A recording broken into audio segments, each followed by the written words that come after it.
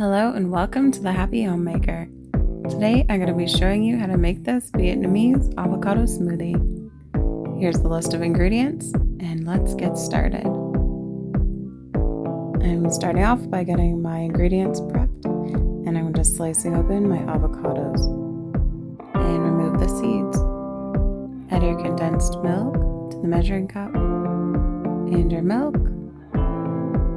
and your ice cubes into a bowl.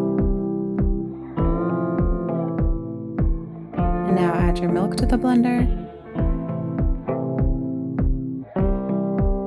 Add your condensed milk. And now add the avocados.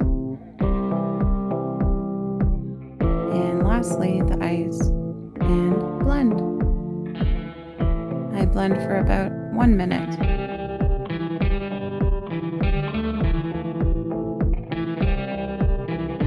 And there you have a simple recipe that's super delicious and pretty healthy. I hope you like this recipe, and if you want to see more recipes like this, don't forget to subscribe to The Happy Homemaker. Bye!